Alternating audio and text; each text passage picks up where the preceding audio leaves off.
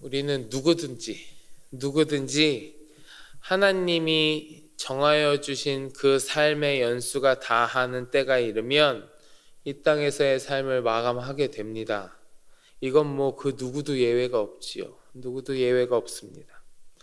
그리고 그때가 되면 대부분의 사람들은요, 남아있는 가족들이나 소중한 사람들을 향하여 마지막 이야기를 남기곤 합니다. 우리가 보통 이걸 유언이라고 하지요. 유언. 여러분, 유언에는요, 보통 잘 살펴보면 크게 나눠서 두 가지 유형이 있습니다. 두 가지 유형이 있어요. 첫째는 무엇이냐면 자신이 가지고 있던 재물에 관한 내용들. 그래서 이거를 어떻게 해라, 자녀들에게 어떻게 나누어주라, 어디에다가 기부를 해라, 이런 식의 재산에 관한 이야기들이죠. 그리고 또 한 가지는 뭐가 있냐면 자신이 인생을 살아오면서 평생을 통해 느꼈던 삶의 교훈, 이런 것들을 잘 전해주는 경우가 또 있습니다. 이 땅에서의 삶을 끝내는 그 시점, 이제 자녀에게 남기는 마지막 유언에 그런 이야기를 하면서 시덥잖은 농담 같은 건 이야기할 리 없겠죠. 누가 되었든 삶에서 느낀 가장 중요한 교훈이나 가장 남기고 싶은 말들을 남기게 되어 있습니다. 그거는 나이와는 상관없어요. 이 자리에 계신 여러분들 중에 제일 어린 사람이 아마 저일 겁니다. 제가 가장 어린 사람 중에 하나일 건데, 근데 하나님께서 언제 어떻게 하실지 모르게 저도 늘 제 유언장이라고 하기엔 조금 거창한데요, 제 아들과 저희 아내와 제 가족들한테 남기는 저의 모든 것들을 늘 가지고 다녀요. 저도 매년 새로 작성해서요. 절대 보여주진 않고, 어디에 있어? 만약에 내가 없으면 거기 가서 봐봐, 이렇게 장소만 얘기해줘요. 어디 있는지만. 그리고 제가 늘 가지고 다녀요. 왜냐하면 가족한테 남기고 싶은 말이 있기 때문에 그래요. 유언이란 건 그런 거예요. 내가 평생을 살아오면서 내가 가졌던 모든 것들, 내가 느끼고 배웠던 모든 것들, 그 중요한 것들을 남겨주고 싶은 거거든요. 그게 유언 아니겠어요?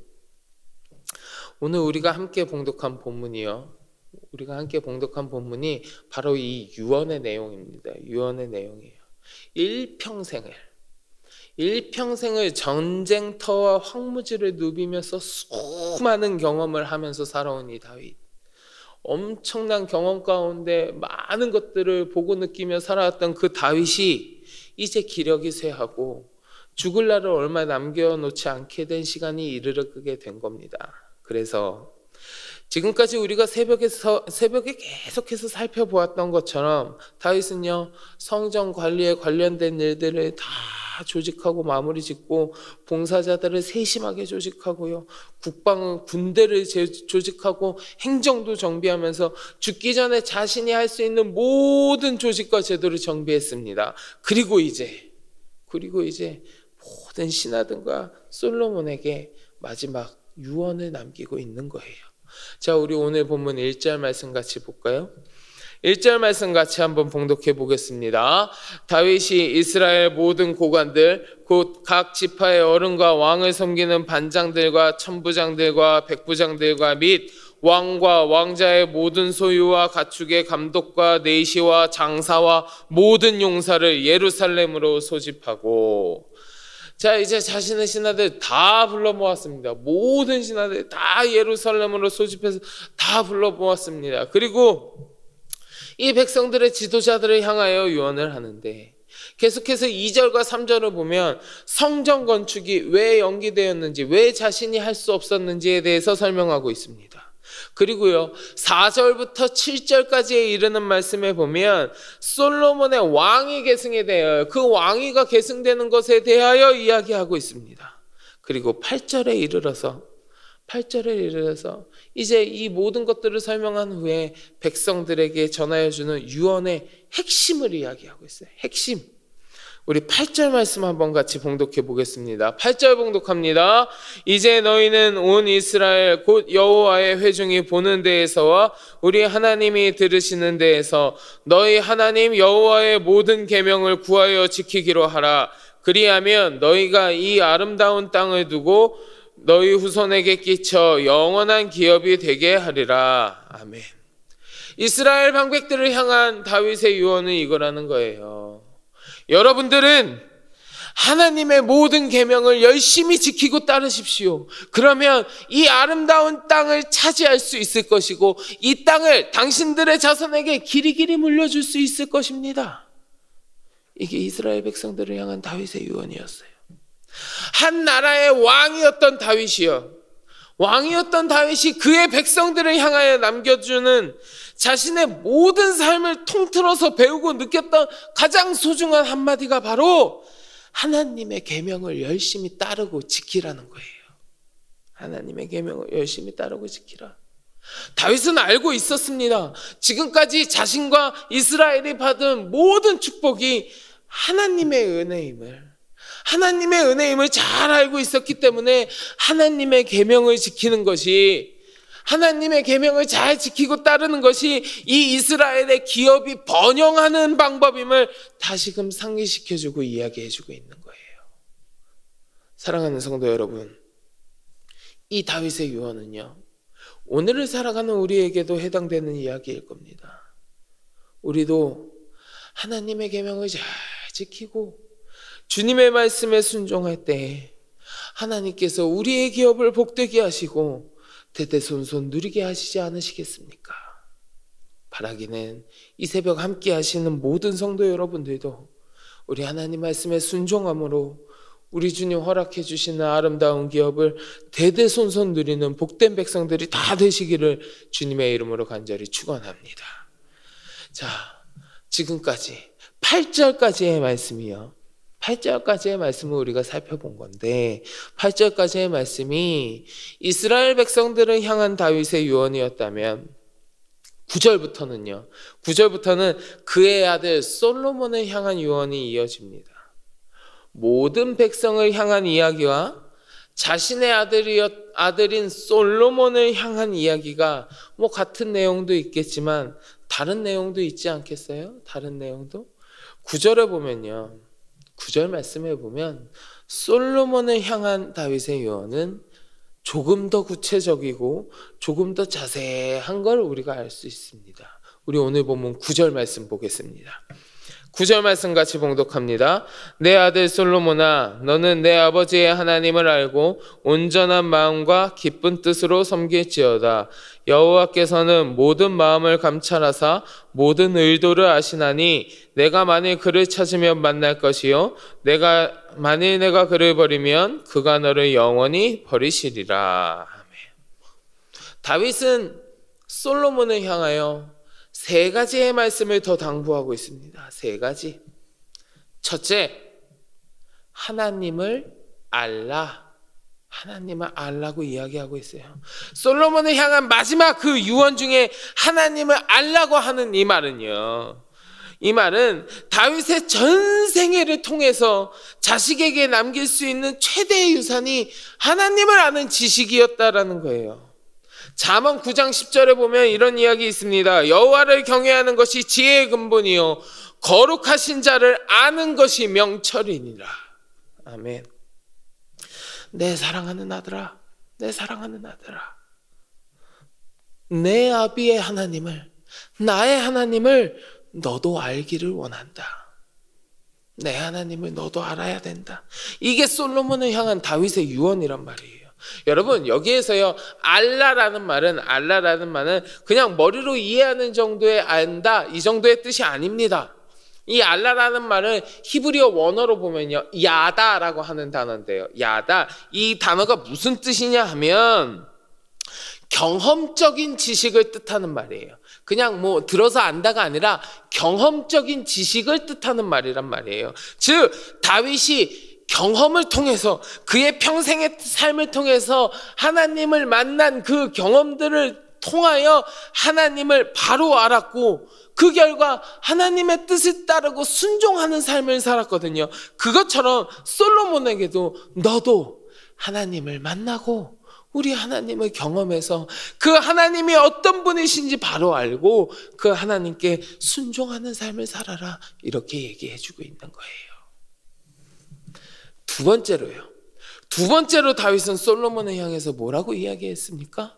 하나님을 섬기라 라고 이야기했어요. 하나님을 섬기라. 자, 다윗이 솔로몬을 향하여 하나님을 섬기라고 이야기하고 있는데 잘 섬겨 그냥 이렇게 이야기하는 게 아니에요. 그 섬기는 자세와 태도에 대해서 분명하게 못 박아 주었습니다. 어떤 자세와 태도냐 하면 온전한 마음과 기쁜 뜻으로 하라. 온전한 마음과 기쁜 뜻으로 하나님을 섬기라 그랬어요. 그런데 이 온전한 마음과 기쁜 뜻이라는 게 어떤 의미냐? 여러분, 온전한 마음이라는 거예요. 온전한 마음. 나누어진 게 아니라 온전한 한 가지 마음으로 하나님을 섬기라는 거예요. 하나님을 섬기는 자가 그 마음을 나누어서 이만큼은 아마 하나님도 섬기고 이만큼은 세상도 섬기고 여기저기 발 걸쳐가면서 이렇게 섬기는 게 그게 온전한 거겠습니까? 아니잖아요. 여기저기 나누는 게 아니라 너의 모든 것을 다 온전한 마음으로 한 마음으로 온전하게 섬기라. 그리고 그 섬김이 그냥 억지로 마지못해서 하는 게 아니라 기쁨으로 하라는 거예요. 기쁨으로. 다윗은요, 자신의 삶을 통하여 온전한 마음으로 기쁨으로 하나님을 잘 섬길 때에 세상의 모든 일들을 순조롭게 해결해 주시는 이 하나님을 경험하고 알았기 때문에 이러한 인생의 진리를 솔로몬에게 유언으로 남겨준 겁니다. 마지막으로 세 번째, 다윗은 솔로몬에게 하나님을 찾으라라고 이야기해주고 있어요. 하나님을 찾으라. 우리가 봉독하였던 9절에 보면요, 여호와께서는 모든 마음을 감찰하사 모든 의도를 아시나니 내가 만일 그를 찾으면 만날 것이요 라고 이야기하고 있습니다. 사람은 누구나 살다 보면 인생에서 사나운 풍랑을 만날 때가 있습니다. 여러분, 만일 내 자녀가 그러한 상황을 만난다면, 사나운 풍랑을 만나는 상황에 빠진다면 부모의 심정이 어떻겠습니까? 당장이라도 뛰쳐가서 그 풍랑에서 건져주고 위로해주고 안아주고 이러고 싶은 마음이 간절하지 않으시겠어요? 그러나 옛말에 자녀에게 고기를 주지 말고 고기 잡는 법을 알려주라는 말이 있잖아요. 그런 말처럼 풍랑에서 건져주기보다는 그 풍랑에서 헤쳐나올 수 있는 방법을 알려주는 것이 더 현명한 부모가 아니겠습니까? 그러면 사나운 풍랑으로부터, 우리의 인생에 다가오는 사나운 풍랑으로부터 헤쳐나오는 방법이 무엇이냐? 그게 바로 하나님을 찾는 거라는 거예요. 하나님을 찾는 거. 다윗은 하나님을 찾으라, 그러면 만날 것이다 라고 솔로몬에게 이야기해 주는 겁니다. 진짜 솔로몬을 위한 가르침이 무엇인지 다윗은 알았기에 너를 위한 길이 이것이다. 다윗은 그의 경험을 통하여 이미 알고 있었던 이런 가르침을 솔로몬에게 지금 전하여 주고 있는 거예요. 하나님을 찾으면서 살아라. 그러면 하나님께서 너를 만나 주실 것이고 너의 인생의 사나운 풍랑 가운데에서 하나님이 너를 지키시리라. 다윗은 이야기하고 있는 겁니다.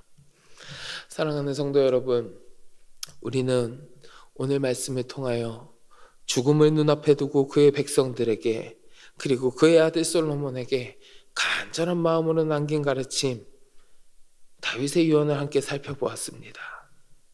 그리고 이는 오늘을 살아가는 우리를 향한 가르침이기도 합니다.